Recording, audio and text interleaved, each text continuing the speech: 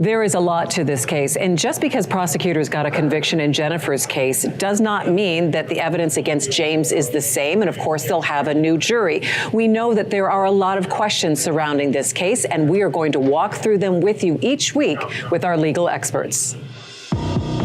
It's James Crumbley's turn in court, facing 4 counts of involuntary manslaughter in the deaths of Hannah, Tate, Justin, and Madison. Prosecutors forming a similar case. Was he grossly negligent? Could he have foreseen his son opening fire at Oxford High School? Longtime Detroit criminal defense attorney Lillian Diallo walks us through the questions. How does going second hurt or help James Crumbley's case? Well, I think it helps him in that you can see how the prosecutor laid out her case and their theory. And one of the things Madam Prosecutor said is she was the last adult to touch that gun. I would pull that thread because if they have not made a connection between James Crumbley touching that gun and then the shooter.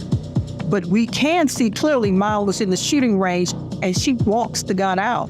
So who stored the gun, right? And who stored it properly or improperly?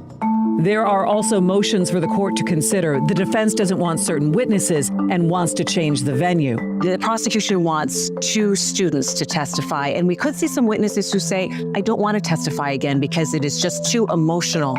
What are some of the similarities and the differences that we see? Well, we know we won't get in any of Mom's business, right? How she had a dalliance with us. None of those things will come in this trial, nor should the students testifying. That would be new, right? And that may be because the prosecutor is regrouping based on everything that happened at trial number 1. So prosecutors regroup as well as defense attorneys, right? So they want to put on a better case that goes to James Crumbley. Can James get a fair trial? I pray so. I've been through so many jury trials in my life, more than I would ever wish on anybody.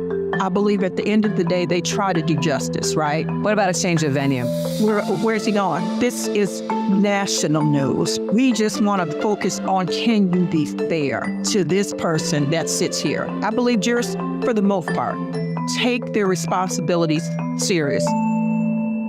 There's a lot more to cover in this case. We're going to be talking about the motions in court next week. We'll talk about the storage of the gun, the timeline, and the possibility of James taking the stand. And of course, you can watch all of our coverage of the Crumbleys on trial streaming live on Local 4 Plus and of course on clickondetroit.com.